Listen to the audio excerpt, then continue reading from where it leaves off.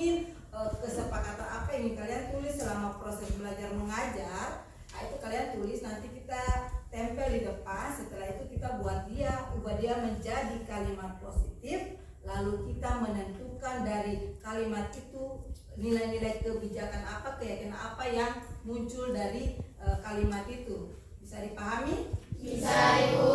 Sekarang saya membagikan kertas langsung untuk kalian. Namun sebelumnya, siapa tahu apa itu disiplin? Disiplin itu sama saja dengan kata apa? Apa lagi? Yang jawab angkat tangan. Taat. Apa lagi? Kalau orang berdisiplin positif berarti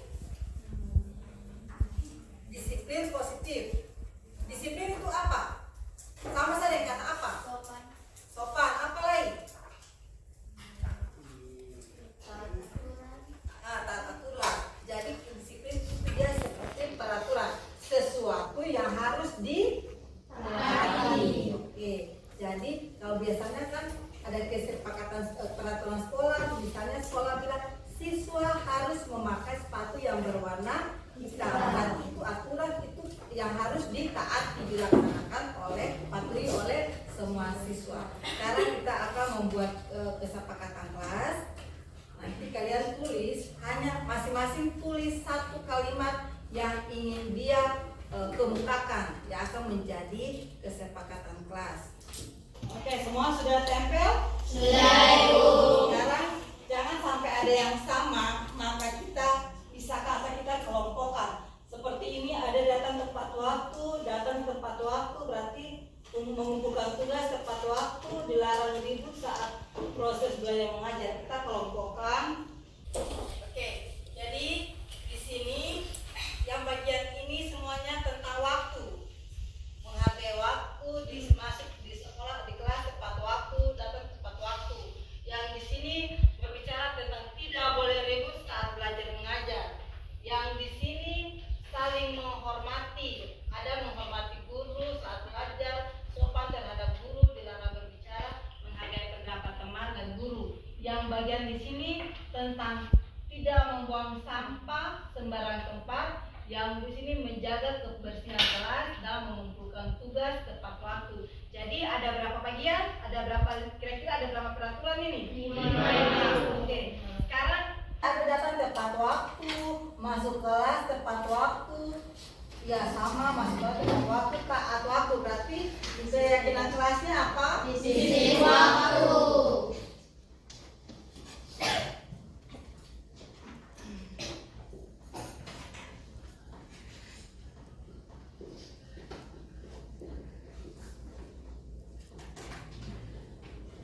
Yang kedua, tidak ribut saat guru sedang mengajar, dilarang ribut saat proses kelas, tidak ribut saat guru mengajar, tidak boleh ribut.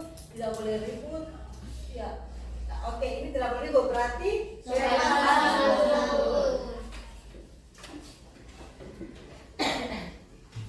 Yang ketiga, saling menghargai antar sesama, menghormati guru saat belajar, sopan terhadap guru bila berbicara dengan teman, menghargai pendapat teman ataupun guru. Berarti kira-kira dia punya nilai keyakinannya apa? Saling menghargai teman, menghormati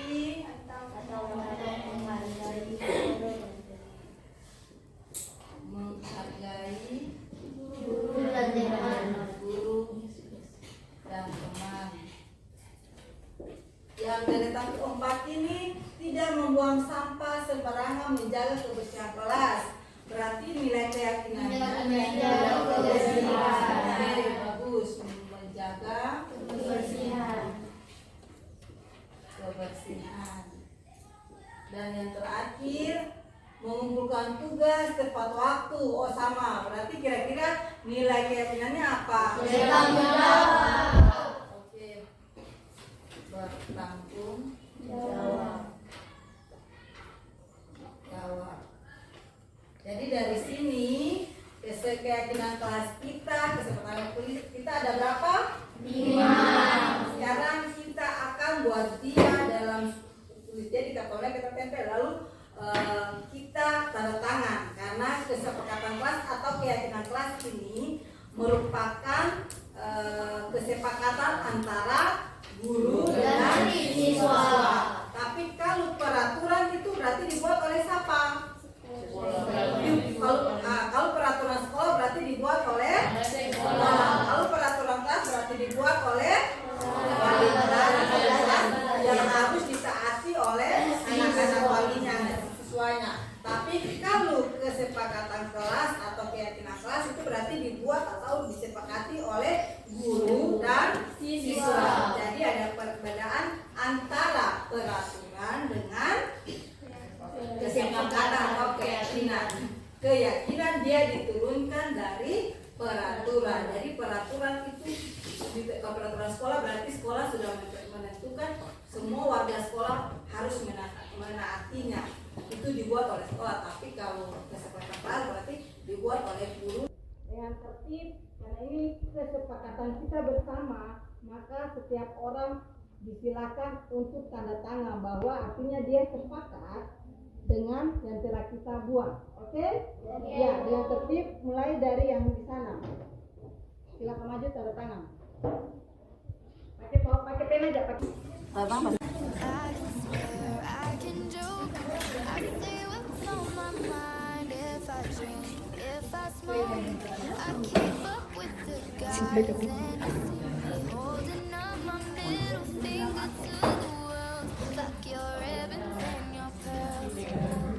Oke, berikut.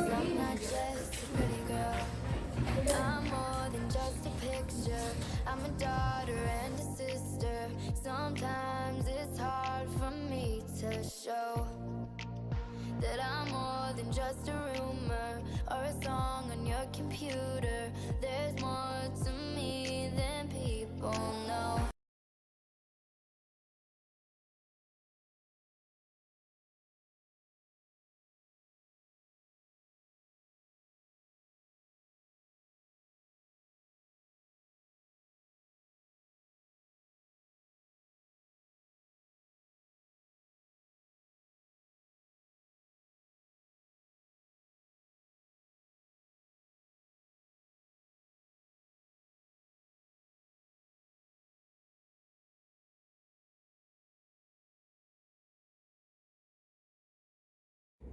Selamat siang Bapak Ibu semua. Terima kasih atas kesempatan di saat ini Bapak Ibu boleh ada bersama-sama di saat ini untuk mengikuti sosialisasi budaya positif. Ini merupakan tugas kami sebagai calon guru penggerak angkatan 9, di mana kami diminta untuk membuat sosialisasi budaya positif bagi rekan-rekan guru sejawat. Ya Bapak Ibu, kita ketahui bahwa budaya positif itu perlu diterapkan bagi siswa karena dapat menumbuhkan karakter positif bagi siswa. Jadi budaya positif yang kita berikan kepada siswa itu dapat membuat dia mempunyai karakter yang positif. Ya, topik pembahasan yang akan dibahas pada saat ini yaitu pertama disiplin positif dan nilai-nilai kebajikan universal. Yang kedua teori motivasi hukum dan penghargaan dan restitusi. Yang ketiga keyakinan kelas. Keempat kebutuhan dasar manusia dan dunia berkualitas. Yang kelima posisi kontrol guru dan segitiga restitusi. Ya. Di sini apakah makna disiplin? Disiplin berasal dari bahasa Latin disciplina yang artinya belajar. Makna asal dari kata ini berkonotasi dengan disiplin diri dari murid-murid Socrates dan Plato. Disiplin diri membuat ketidaknyamanan bukan dengan apa yang kita hargai atau pencapaian suatu tujuan mulia. Ya, ini nilai-nilai kebajikan universal. Dia sangat berkaitan dengan profil pelajar Pancasila. Yang pertama profil pelajar Pancasila yaitu yang pertama beriman, bertakwa kepada Tuhan Yang Maha Esa dan berakhlak mulia. Yang kedua mandiri, bernalar kritis, berkebinekaan global dan bergotong royong. Itu profil pelajar Pancasila. Kemudian nilai-nilai kebajikan menurut Ibo Primary Years Program itu sikap murid itu dia harus toleransi, rasa hormat, integritas, mandiri, menghargai, antusias, empati, keingintahuan, kreativitas, kerjasama, percaya diri, dan komitmen. Ini Bapak Ibu teori motivasi perilaku manusia. Ada 3. Yang pertama, untuk menghindari ketidaknyamanan atau hukuman. Jadi artinya misalnya siswa dia melakukan sesuatu itu hanya untuk menghindari tidak mendapat hukuman atau tidak nyaman. Yang kedua, untuk mendapatkan imbalan dari orang lain atau institusi. Di sini seperti kalau siswa itu dia bisa berbuat baik apabila guru memberikan dia imbalan atau ada penghargaan yang diberikan kepada dia, maka dia berbuat baik. Tetapi kalau tidak memberikan sesuatu kepada dia yang merasa dia tentang hukuman dan konsekuensi. Hukuman adalah suatu bentuk konsekuensi negatif yang diberikan sebagai respon atas tindakan yang melanggar aturan, norma, dan hukum. Sedangkan konsekuensi adalah hasil atau akibat dari suatu tindakan atau keputusan yang bersifat positif maupun negatif. Jadi Bapak Ibu ada perbedaan antara hukuman dengan konsekuensi. Nanti kita lihat contohnya. Kalimat saya tidak akan terlambat lagi karena terlambat ke sekolah, itu merupakan hukuman. Murid diminta lari mengelilingi lapangan basket 2 kali karena terlambat hadir di sekolah, itu merupakan hukuman. Murid diminta, konsekuensi itu melatih karakter anak untuk bertanggung jawab terhadap apa yang dia buat. Yang berikut ada restitusi. Memang orang pasti bingung restitusinya apa. Restitusi adalah proses menciptakan kondisi bagi murid untuk memperbaiki kesalahan mereka sehingga mereka bisa kembali pada kelompok mereka dengan karakter yang lebih kuat. Restitusi juga merupakan proses kolaboratif yang mengajarkan murid untuk mencari solusi untuk masalah mereka dan membantu murid berpikir tentang orang seperti apa yang mereka ingin menjadi dan bagaimana mereka harus memperlakukan orang lain. Nanti dari sini baru ketemu lihat kalau ada masalah dengan siswa itu bagaimana cara ketemu menanganinya. Mencari kebutuhan dasar yang mendasari tindakan. Restitusi diri adalah cara yang paling baik. Restitusi fokus pada karakter bukan tindakan.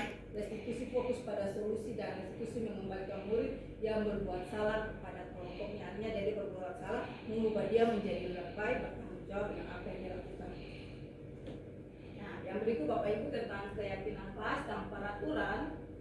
Ini kalau keyakinan kelas, kesepakatan kelas, atau kita sudah buat di kelas pada awal tahun pelajaran. Biasanya kalau kita suruh buat siswa jaga tulis, siswa jangan terlambat masuk sekolah, atau jangan ribut saat guru mengajar. Kalau itu merupakan peraturan. Kalau seperti begitu, kita harus buat dia lagi menjadi kalimat positif. Kasih sayang dan rasa diterima, kesenangan, kebebasan, dan komunikasi. 5 posisi kontrol guru yang ini yang harus dipahami oleh kita semua selaku guru. 5 posisi kontrol guru yaitu pertama dia sebagai penghukum, yang kedua pemantau sebagai pembuat rasa bersalah, yang pembuat 3 teman, pemantau, dan manajer. Dalam posisi ini, 5 posisi ini perannya harus dimainkan oleh guru. Itu dia menjadi manajer. Dia bukan menjadi seorang penghukum. Misalnya kalau siswa buat salah, kita langsung menghukum dia, tidak boleh. Atau misalnya kayak ini kita membentak siswa membuat sesuatu dia merasa bersalah dia, atau kita menjadikan teman, atau kita sebagai pemantau. Tetapi kita sebagai guru harus sebagai seorang manajer.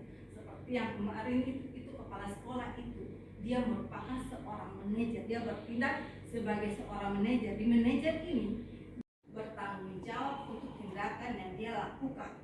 Kalau kita siswa buat salah, kita marah dia langsung memberi hukuman, itu guru itu dia berperan sebagai penghukum. Tetapi nilai yang harus dimiliki oleh seorang pendidik itu sebagai seorang manajer. Karena manajer itu melatih siswa, karakter siswa untuk bertanggung jawab terhadap tindakan yang dia lakukan. Jadi sebagai seorang guru itu, posisi sebagai seorang manajer itu sangat diharapkan dimiliki oleh diri kita dalam mendidik anak-anak. Karena Ki Hajar Dewantara bilang guru itu harus menghambat kepada murid. Guru itu jadi bukan menghambat ini, tapi kita menuntun mereka untuk menjadi lebih baik. Itu mereka jadi manusia yang bebas merdeka. Jadi jangan sebagai penghukum atau pembatasan bersalah atau pemandu, tapi jadilah manajer dalam mendidik anak-anak. Ada 3 poin dalam mengambil tindakan, yaitu menstabilkan identitas, validasi tindakan yang salah, dan menanyakan keyakinan. Jadi Bapak Ibu, kalau ini siswa misalnya dia buat kesalahan, misalnya tidak membuat tugas, kita tanya gini, misalnya kalau kita buat tugas, atau mulai tanya dari ini kan, kamu kemarin masuk, tapi kenapa kamu tidak buat tugas? Semua orang memang pernah buat kesalahan seperti itu juga, tetapi kesalahan yang dia buat itu pasti ada alasannya. Itu ya, jadi Bapak Ibu ini dia punya penjelasan dari menstabilkan identitas, validasi tindakan yang salah, ini dia punya poin-poinnya, dan yang terakhir keyakinan, menanyakan keyakinan. Mungkin itu saya dari saya untuk sosialisasi di hari ini. Terima kasih Bapak Ibu semua.